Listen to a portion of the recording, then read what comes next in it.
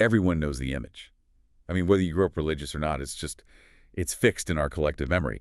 Adam, Eve, the serpent, and right there in the middle, that shiny red forbidden apple. It is the ultimate symbol of temptation. You see it everywhere, right? From fairy tales to a tech company's logo, it's become this universal shorthand for forbidden knowledge. But here's the hook, and it's a huge one.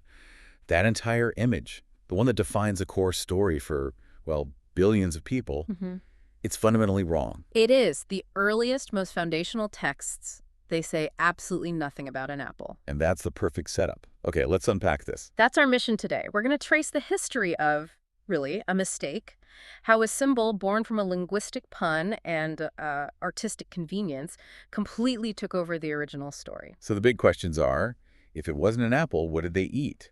And how on earth did the apple win? Exactly. We'll be looking at the original biblical text, Latin translations, Jewish and Islamic commentaries, and of course, art history.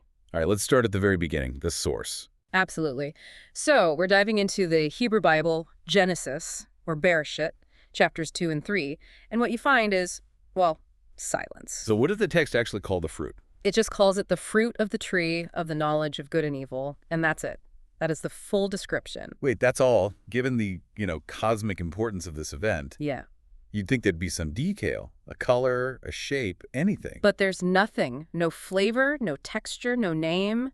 The deliberate lack of information is, I think, the most crucial detail. Yeah. The only thing we know for sure is that God said, don't eat it. So it's less of a specific fruit and more of a placeholder, a symbol waiting to be filled in. That's a perfect way to put it. The core text itself is completely ambiguous. No apple, no peach, no pear, nothing. Okay, so if the original source is a blank slate, how did the apple become the default setting for the entire Western world? This is where the story gets really interesting. It is. Now we have to jump forward a few hundred years to the Roman period, specifically to the moment the Bible is translated into Latin. And that's the turning point. It's the critical moment, and it all hinges on a simple but profound linguistic accident. A coincidence, really. Okay, lay it out for us. What was the coincidence? So in classical Latin, the word for an apple, or really any fruit with a core, is malum. Malum, okay. Now get this. The Latin word for evil, or sin, is also malum. Oh,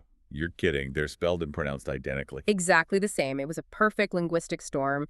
And, it was just too tempting for scholars and later for artists to ignore. So the phrase fruit of the tree of evil just naturally became the apple. It was a visual and conceptual pun. I mean, if you're a Roman-era artist trying to explain this complex idea to people, malum for the fruit and malum for the sin, it's perfect. It just works. So it wasn't some deep theological insight. It was just a really convenient pun that stuck. Precisely. It was a symbol error, but a powerful one. It provided a neat visual package for a very abstract idea, and it just took off. Okay, that makes sense for the Western Christian tradition. But what about the traditions that stuck closer to the original Hebrew? I'm thinking of Jewish commentary. They didn't buy the apple thing, did they? No, they absolutely rejected it.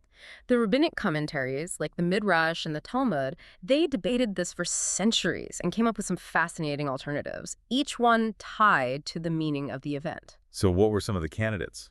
Well, one of the most compelling was wheat. Wheat? Like a stalk of wheat. How does that work? The argument is really elegant. It's that knowledge begins with agriculture. Eating the wheat symbolizes the start of civilization, of hard labor, of earning bread by the sweat of your brow. Oh, that's interesting. So the fall isn't about temptation. It's about the shift to a harder, more civilized way of life. Exactly. A totally different angle. Another popular candidate was the grape. Let me guess. Because of wine. You got it. It represents altered consciousness, intoxication, crossing boundaries.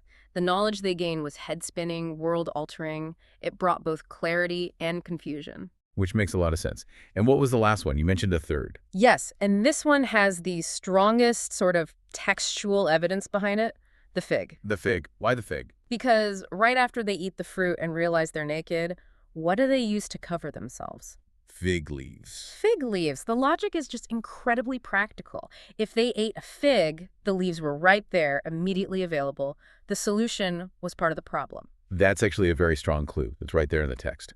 Okay, so what about the Islamic perspective? Did the Qur'an weigh in? The Qur'an maintains that same powerful ambiguity. It says only, do not approach that tree. No name is given, no apple, no fig, no grape. So again, the focus is on the act, not the object. Absolutely. The consensus in Islamic tradition is that the significance is disobedience. The type of fruit is completely irrelevant. The point is that a boundary was crossed. So we've got all these theologically rich alternatives, wheat, grapes, figs. Yet somehow, the apple, with its simple Latin pun, won the cultural war. Art. The answer is, overwhelmingly, European Christian art during the Middle Ages and the Renaissance. It was the artists who made the final decision. Yes. They needed to tell the story visually to a mostly illiterate population. And the apple was just perfect. It's simple, it's recognizable, it's easy to paint. And once the great masters painted it, that was it. That became the reality. It did. You look at Albrecht Dürer's famous engraving or paintings by Michelangelo or Lucas Cranach, they all chase the apple. It's right there at the center of the action. That image, repeated over and over, became the truth for millions. Art became mass education, and the symbol became more real than the text. Exactly. The apple became iconic because it was a visual shortcut, not because it was historically accurate. Which brings us to a really interesting point. Setting aside the historical error, the apple works so well as a symbol, doesn't it? Even if it was an accident. It's a perfect accident. I mean, think about its features. It's round, symbolizing a kind of wholeness or perfection. Which is then broken by a single bite. Right. And it's sweet, which is the allure of temptation. It's often red, a color we associate with desire and with danger. And it has seeds inside. And it has seeds, which is a perfect metaphor for fertility, legacy. The idea that the consequences of this one act will be passed down through all generations. So the key takeaway here is that the apple perfectly symbolizes something that looks innocent and sweet, but it carries these huge hidden consequences. It's a brilliant visual metaphor, even if it was born from a mistake, a stunning example of a cultural idea just completely overpowering the original text. So what does this all mean? We've traced the pun, looked at the alternatives, seen how art sealed the deal. What's the academic consensus today? The consensus is really clear. The apple is not in the sacred texts. The actual fruit is and will remain unknown. The apple we all picture is purely a product of language and art. A cultural invention. Completely. And that's why the real essence of the story isn't about a piece of fruit at all.